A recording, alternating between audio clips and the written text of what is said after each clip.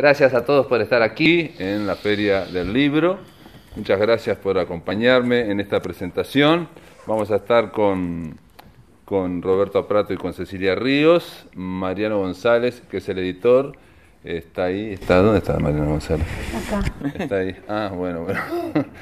Hola. Bueno, seré breve, como solés decirlo, ¿no? Con esto de la microficción.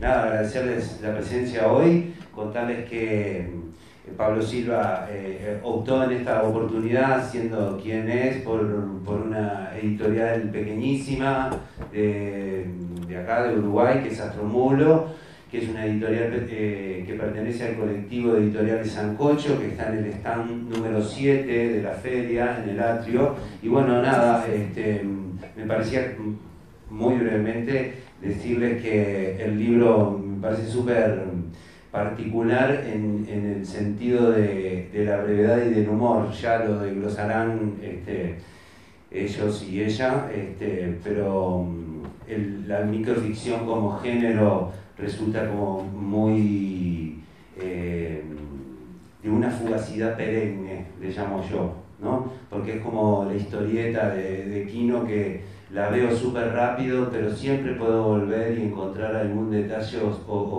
o que brote una nueva sonrisa producto de la reflexión.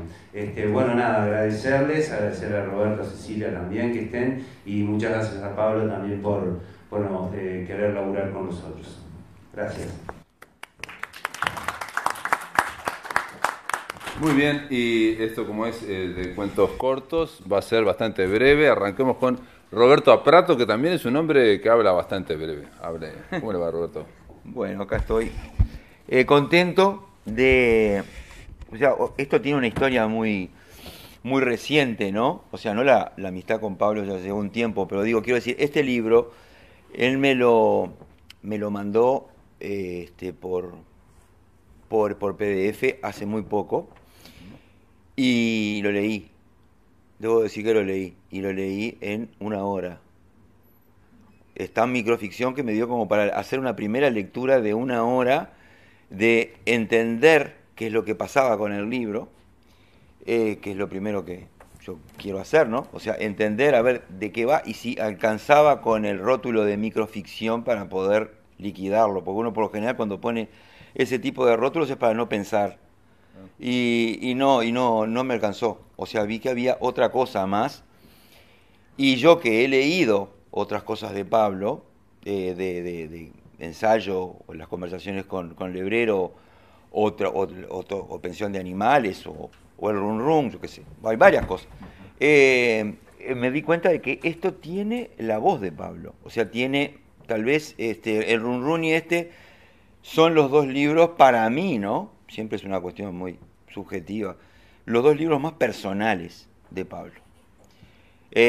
Porque siempre está eso, ¿no? La alternativa entre lo aprendido y lo que integra el torrente sanguíneo de verdad, y no es solamente como algo una receta. Esto es realmente Pablo.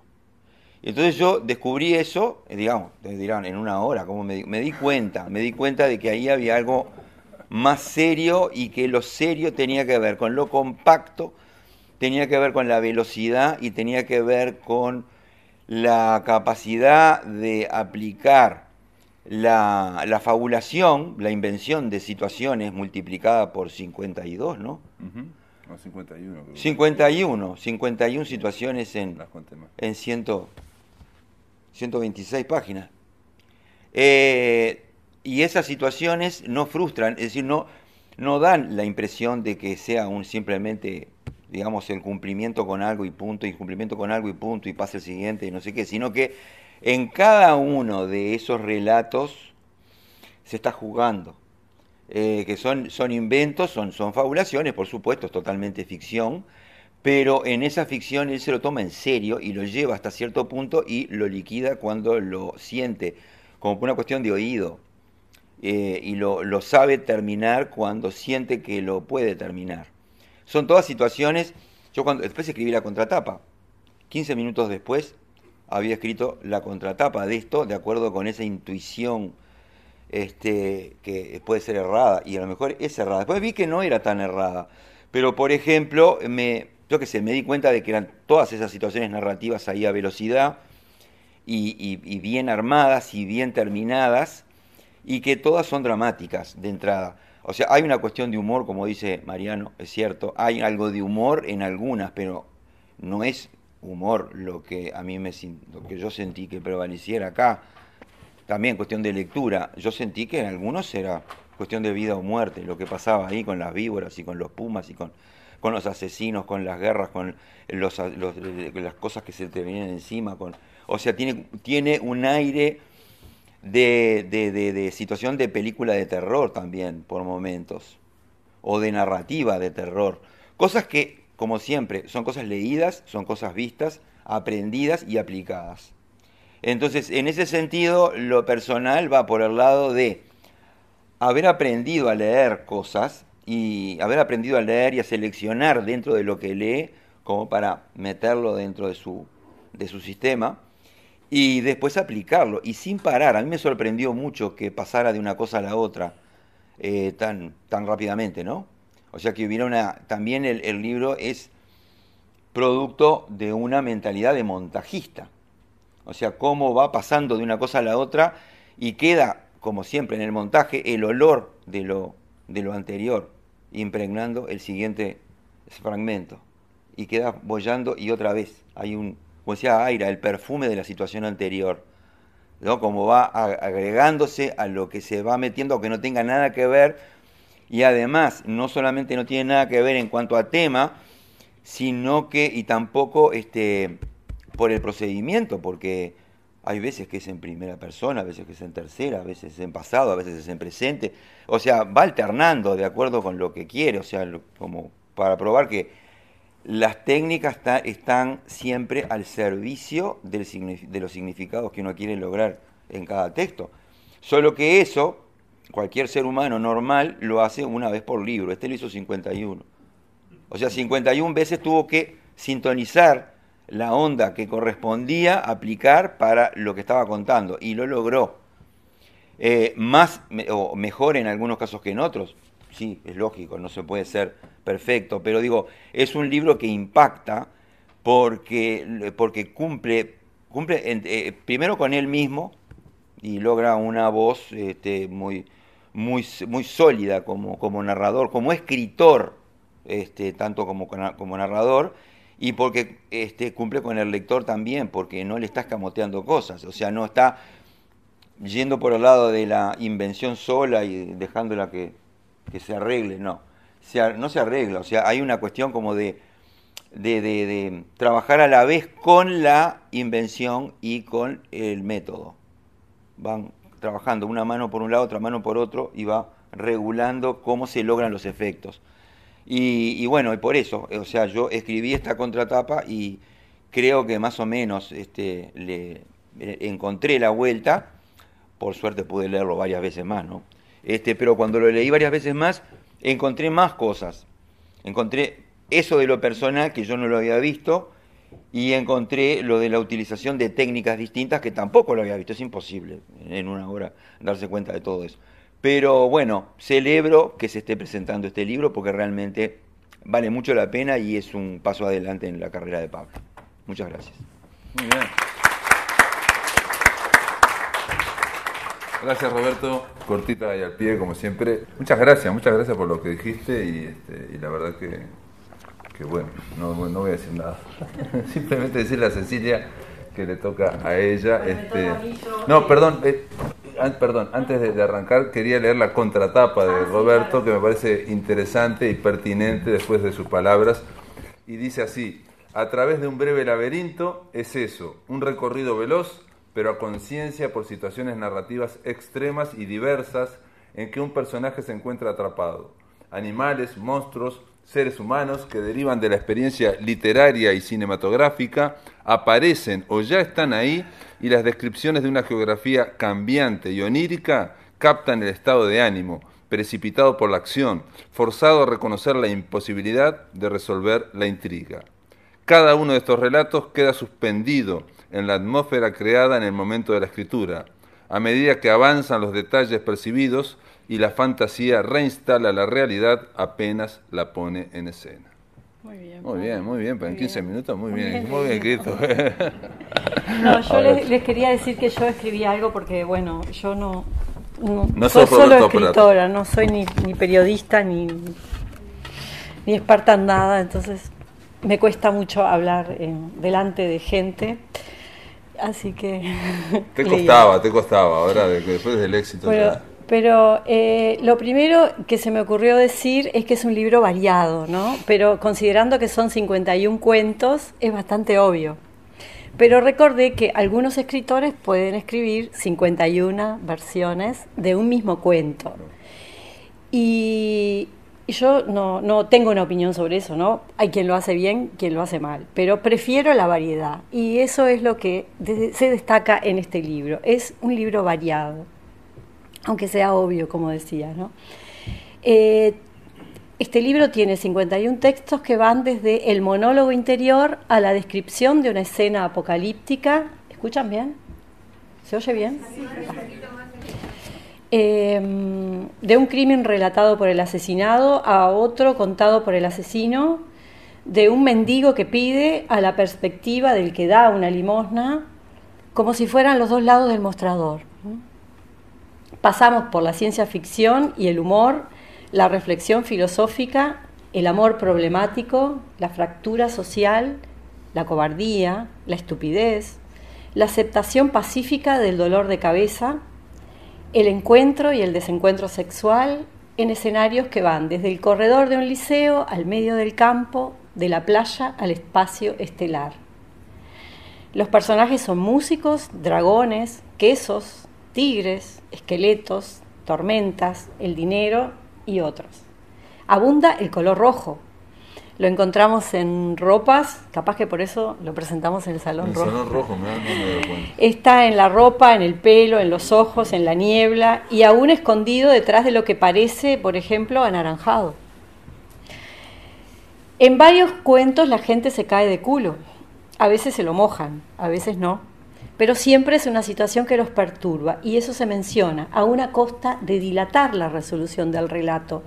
Y eso tiene el efecto que tiene sobre nosotros cuando vemos a una persona que se cae, que por un lado nos da pena y por otro lado un poco de risa, ¿no? El cigarrillo también aparece a veces para señalar el momento en que el personaje piensa y decide algo. Lo que pasa es que ese tiempo del fumar a veces deja pasar la ocasión de escaparse y el protagonista termina víctima de su vicio. No siempre nos identificamos con el que cuenta, a veces lo odiamos mucho, nos parece horrible, nos da asco, y en otras nos sentimos raramente reflejados, como agarrados por sorpresa. Por ejemplo, en las preguntas estúpidas que todos nos hacemos en las situaciones dramáticas. Y eso me parece que es un gran hallazgo del libro. Juan Forn decía que los grandes relatos se exageran y la ironía reduce, algo en lo que yo creo, porque a veces queremos ser serios y caemos en el ridículo, y si nos inclinamos a la broma, con todo lo bueno que tiene la broma, a veces eso nos impide captar la dimensión profunda de lo que se quiere decir. Y Forn no decía esto, no quería que la gente eliminara de su escritura ni la ironía ni el gran relato, simplemente que los pusiera en su dimensión justa. Y creo que, no sé si vos conocías esa frase, pero no la conozco. En este libro hay una dosis de ironía que no logra reducir el sentido final de lo que está escrito. Se sacude al lector. Y otra cosa que sucede también es que a veces para terminar un relato que por ahí tendría muchas salidas, aparece el toque de humor y que a veces nos permite también descansar un poco de esa tragedia que mencionaba a Prato, pero nunca salir del todo del laberinto, ¿no? Creo que el libro también es una especie de juego sobre el concepto de cuento. Tenemos los tradicionales, que tienen principio, desarrollo y fin, pero también están los que no tienen fin, porque a veces se omite o a veces se aclara que el narrador se fue antes de ver qué pasaba o averiguar el motivo de algo que se contó. Eso es también original. Se anuncian microrrelatos, pero algunos tienen hasta 5 páginas. Yo no sé cuál es el límite del microrrelato, pero me parece que se te fue un poco la mano con algunos. Pero igual están buenos. ¿Es así esto? ¿Vos hiciste una especie de juego sobre el concepto cuento? La verdad que no sé si lo hice. Sí repito algo que me dijo una vez Ilse Maya con respecto al otro libro, al libro de Thelonious Monk, ¿no? La vida amorosa de Thelonious Monk. Ilse me dijo, vos escribís cuentos que no tienen, le faltan el inicio y el final. Y me pareció muy gracioso, pero en parte sí. Y con respecto a que algunos son largos y si no son todos son microficciones, son límites, ¿no? En broma un poco Mariano, el editor me decía de poner algo en la solapa y yo puse que la ambición máxima mía sería escribir el minicuento más largo del mundo, ¿no? Que hasta ahora no lo he alcanzado. Quiero decir que son límites, ¿no? O sea, para mí lo importante es la acción. Lo que estás contando, claro. Bueno, hay textos que se limitan a la descripción de un escenario o de un monstruo, a la digestión de un libro, a la digestión real, no a la digestión como interpretación, sino que se lo traga, a la conducta de una piedra. En algunos predomina la poesía, en otros la crónica, y en todos se destaca la capacidad de Pablo para describir escenarios con pocas frases. Esto es un cumplido. Bueno, muchas gracias. Yo estoy recibiendo muchos cumplidos, ¿eh? Y la muerte está ahí, acechando siempre. Los que murieron antes y los que lo harán después, los accidentes, crímenes, suicidios. Hay muy pocos que mueren de muerte natural. Y bueno, aunque es un libro de lectura rápida, como decía Roberto, porque el estilo de Pablo incluye eso siempre, también es un cumplido, mi consejo es leerlo de a poco, saborearlo, dejarse acompañar por las historias, los climas, las emociones que se esconden detrás de cada texto. En suma, atreverse con este pequeño laberinto, como dice el título, pero es como todo laberinto, está lleno de vueltas y de vueltitas. Muy bien, muchas gracias Cecilia, muchas gracias. Sí, yo no sé si que cuando uno escribe está analizando el género cuento o no. Bueno, a veces hay gente que se propone hacer eso. Vos lo hiciste sin querer. Sí, sin querer queriendo, como el Chavo, exactamente. Pero bueno, más que nada agradecer, para mí, estoy de acuerdo obviamente Roberto y Cecilia son amigos, entonces todos los elogios tienen que ver con la amistad también, pero sí, yo creo que este libro quizás sea el más libre de todos los que he escrito, en el sentido de no ceñirme a un esquema, ¿no? a un límite, y en torno a dejar pasar la imaginación. Está Silvia Carrero ya que ella integra el taller literario que oriento yo, y entonces escribimos cada viernes ahí cuentos, y algunos de esos cuentos integraron acá, o sea, algunos de esos cuentos fueron escritos en 25 minutos, ¿no? Al impacto de la imagen y de lo que despierta la imaginación. Yo, si les parece, leer algunos cuentos y no sé. Y sí, lee, porque de tantos que dijimos, gente que intrigada. Tiene que creerlo. No, les creen ya, ustedes son personas serias, ya les creen. Pero voy a leer uno que se llama Marea de pájaros. Y dice así: la bandada de pájaros rompió el vidrio más grande del ventanal del primer piso. Miles de cristales estallaron y se oscurecieron tomando la forma de alas que se abatieron sobre la casa, inundándola con un griterío de aves enjauladas, aunque más bien parecían chillidos de murciélagos furiosos, como ratas acorraladas frente a la inminencia de un naufragio, desesperadas por huir de la madera que se hunde.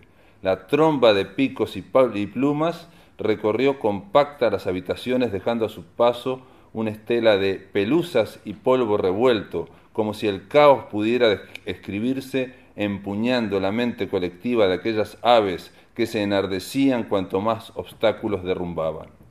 La puerta del primer piso se abrió tan fuerte que voló de sus bisagras. Antes de caer al suelo, la tromba ya estaba rasgando las paredes en un cúmulo de vértigo que tenía su propio centro en la misma habitación.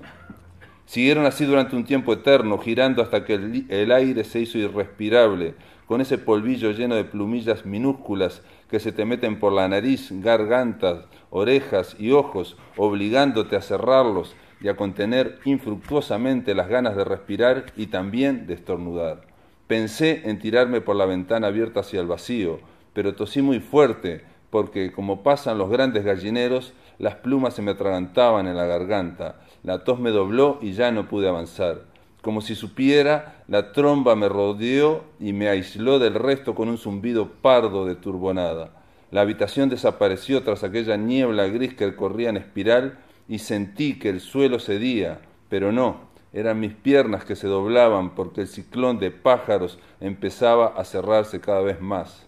Caí de rodillas, ya sin ver ni oír, envuelto en aquel fenómeno de alas y picos que formaba una sola marea oscura, sin llegar a saber por qué, ni, lo que es peor, cómo.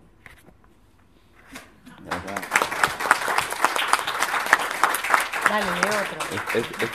Este, como se dieron cuenta, es de pajaritos. Bueno, hay otro que podría leer. No sé, se llama Tres Montañas, pero en fin. Cuando entramos a la caverna vimos algo increíble. En el fondo había 3 montañitas de oro que calculé me llegaban a la cintura. José ordenó silencio mientras inspeccionaba la penumbra y los alrededores.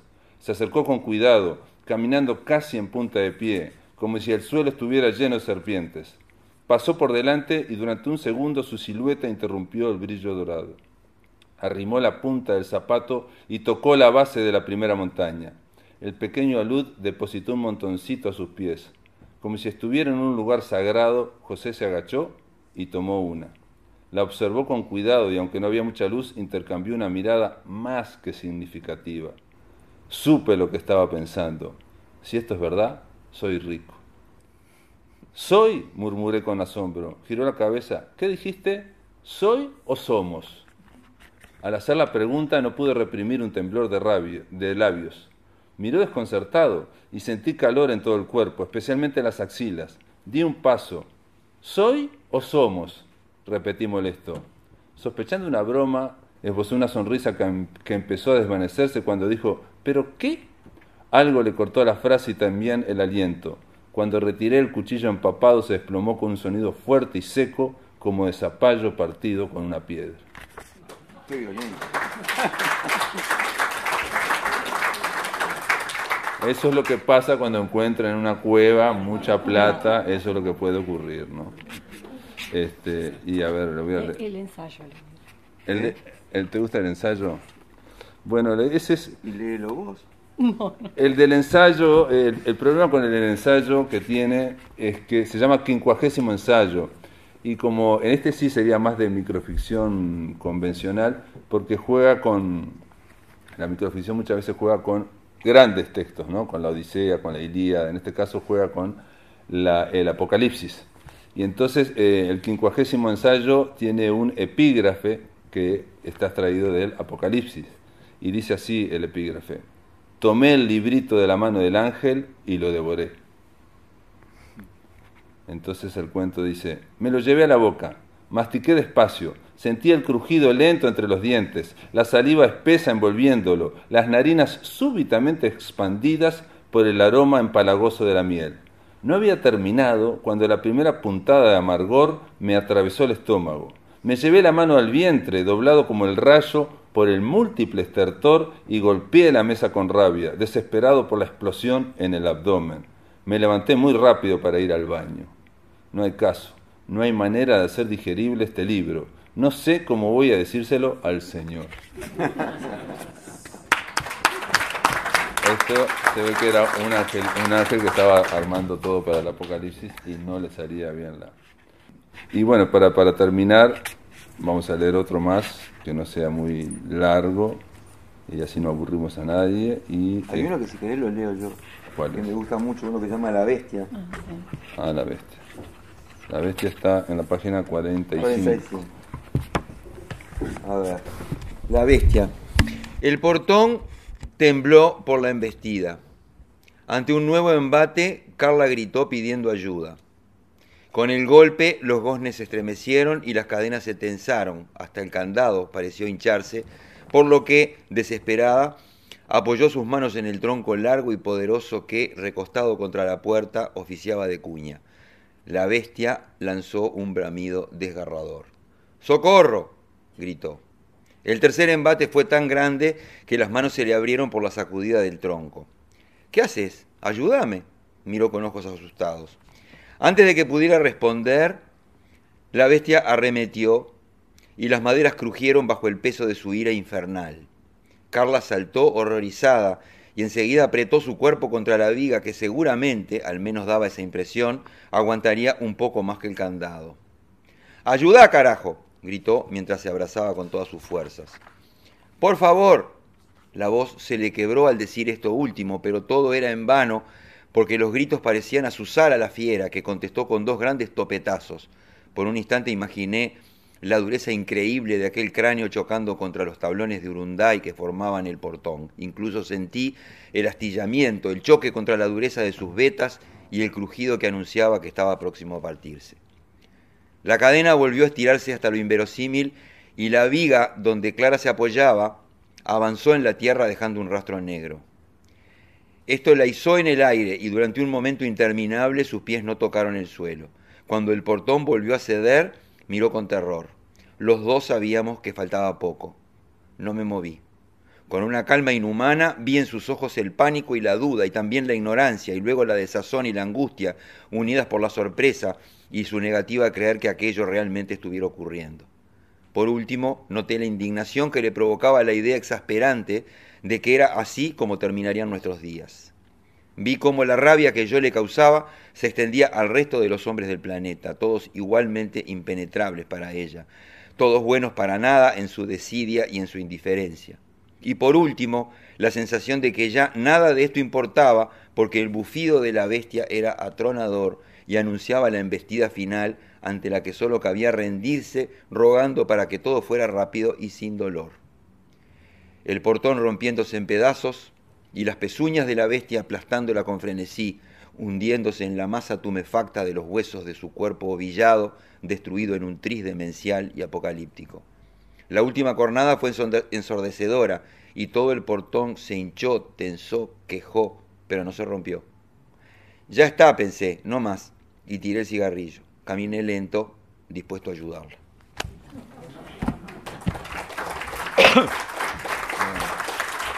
Bárbaro. Muchas gracias, Roberto. ¿Vos querés leer otro, Cecilia? Bueno, No. leo. Ahí se entusiasma, Cecilia. A ver. Ya que estamos. Se llama Una piedra estrecha de miras. Es porosa, dura, abombada como un huevo crecido, una piedra que mete el peso, gruesa y contundente, una piedra que mete mucho huevo y entiende poco.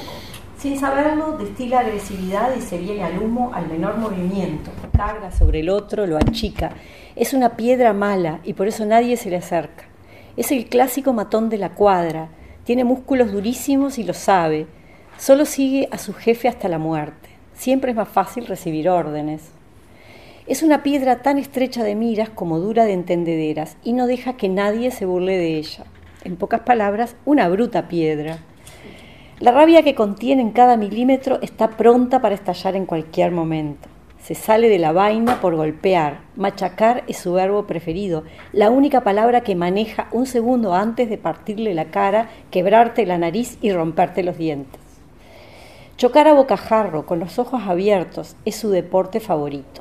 Durante ese segundo no le importa sufrir tanto como su adversario. Es feliz porque el choque anestesia los sentidos y no hay dolor porque todo es un gran dolor inimaginable que suspende por milésimas de segundo aquel otro sufrimiento mayor e inconmensurable que resulta del simple hecho de estar vivo, de ser una piedra viva. Muy bien, muchas gracias. Bueno, yo creo que por acá podríamos ir terminando, ¿no? O sea, Sí. medio rápido. Si no se nos termina el libro. Si no se nos termina el libro. No sé si alguien quiere decir algo, siempre se dice eso en las presentaciones y en Uruguay nadie dice absolutamente nada, pero queda bien decirlo también. Ahí tiene algo no, para no, preguntar. Silvia Carrero. Siempre hay una excepción. Si me das la posibilidad, yo siempre digo. Siempre una excepción. No, a mí me llama la atención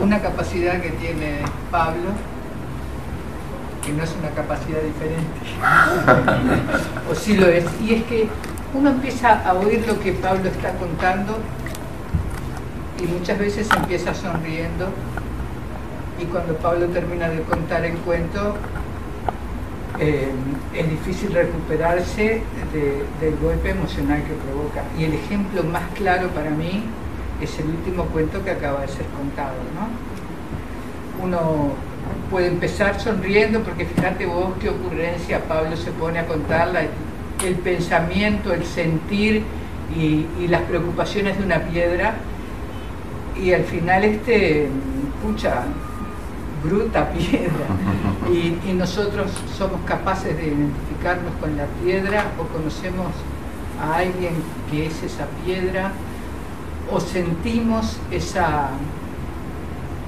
angustia de vida que a veces nos pasó cuando éramos jóvenes, o a veces mantenemos desde que éramos jóvenes, o a veces nos hemos olvidado de lo que era y por eso perdemos una cantidad de cosas interesantes por haber olvidado esa misma. No sé, a mí me encanta cómo escribe el tipo, y además es mi profesor y espero que en algún momento me pase con sobresaliente al otro año.